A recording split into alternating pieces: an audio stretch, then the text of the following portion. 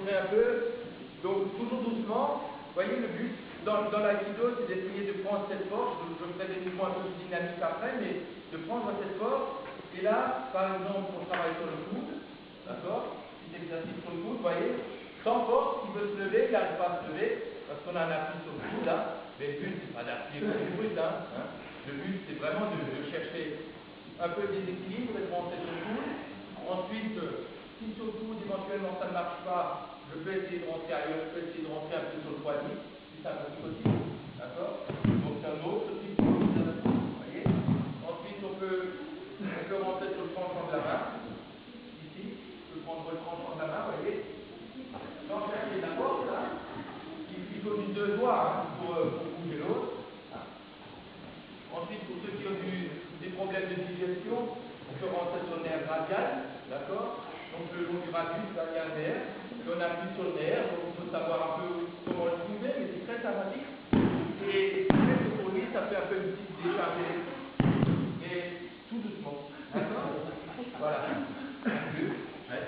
Donc, ensuite, après, l'aïkido, après, vous montre des mouvements, vous montre un peu le même mouvement un peu plus fluide. Donc maintenant, sans arrêt, sans travailler tout doucement, mais c'est le même principe. Regardez, c'est le même principe.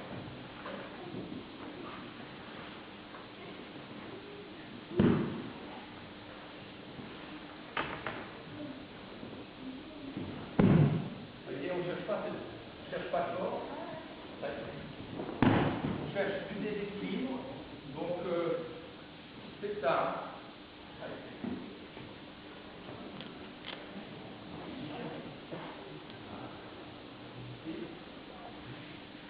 Nico, il travaille avec, il va un peu travailler avec Luc, c'est toi qui fais les mouvements. Il travaille avec Patrick. Vitesse normale, hein, comme on travaille d'habitude, plus au ralenti maintenant, sans trop accélérer, voilà. Quelques mouvements un peu plus dynamiques.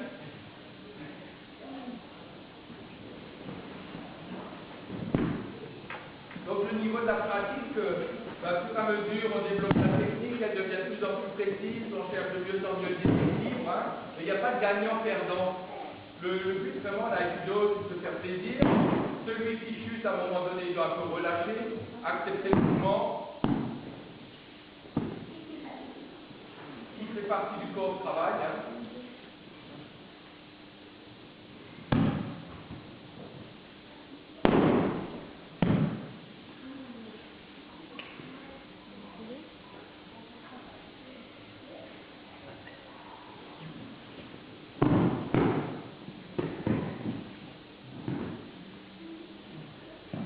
Nicolas, il a commencé la saison passée, vers fin de saison, mois de mai, il est venu, donc il est encore venu 2 mois en fin de saison, et puis donc en 5 mois de pratique, il commence quand même à se débrouiller correctement.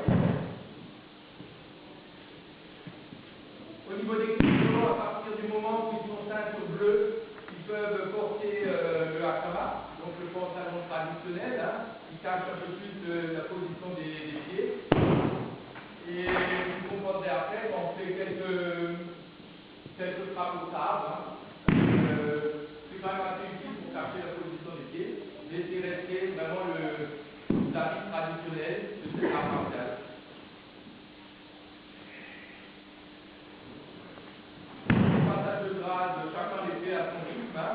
Ça se passe au niveau du club jusqu'à la ceinture marron. Je décerne les grades et ensuite à partir du premier dan, c'est au niveau de la Ligue d'Aïkido, qui fait partie de la fédération. Hein. Il y a 70 000 pratiquants en France, à peu près d'Aïkido, hein. 70 000 pratiquants. Et donc premier, deuxième dan, c'est au niveau de la Ligue d'Alsace, et puis troisième, quatrième dan, c'est au niveau de Paris. Donc les grades, c'est jusqu'au quatrième dan, devant un jury, après c'est tout honorifique. Voilà, merci. Nicolas, tu prends partenaire si tu veux. Je fais quelques mouvements aussi encore, voilà. Donc toujours pour montrer que tous les gabarits peuvent travailler ensemble. Hein. Voilà. Allez.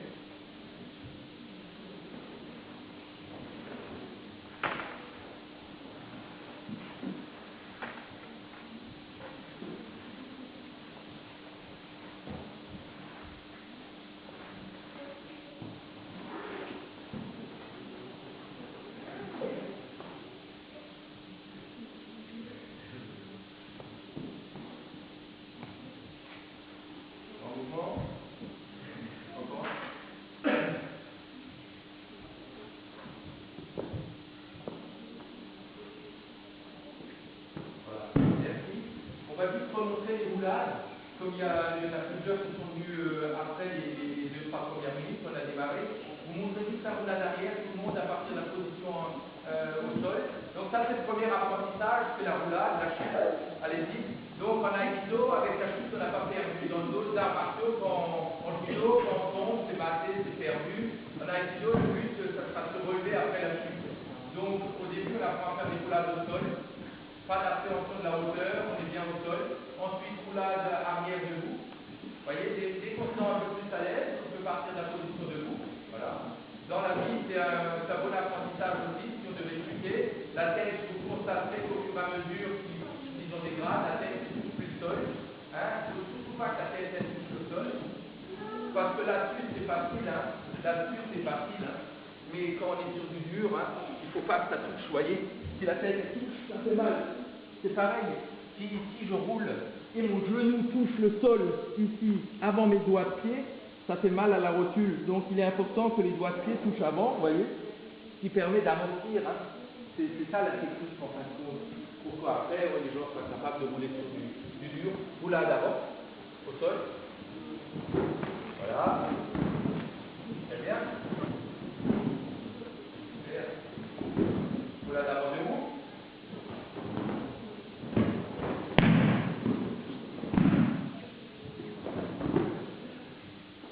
Qui arrive sur un bras.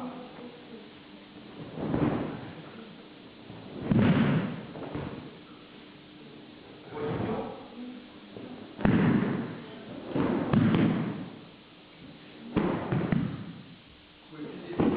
Donc regardez là pareil, ce qu'ils vous ont démontré, c'est ça, pour vraiment les débutants qui démarrent, pas d'appréhension de la hauteur, tout doucement, roulade à l'avant.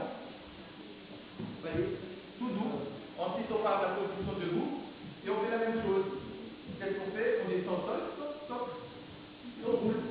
Ensuite, il n'y a plus l'appréhension parce qu'on a appris la gestuelle et on part en poussant un peu plus sur les jambes, d'accord? Hop. J'ai toujours utilisé deux mains, celui-ci c'est mon amortisseur.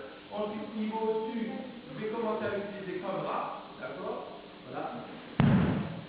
Et niveau après, j'ai plus besoin du bras parce que le corps est forgé, il est rond, d'accord? Donc quand je chute, hop, et je me relève, d'accord? Ça ne s'apprend pas le premier soir fort bien, mais vous voyez, le développement, on va apprendre à rouler.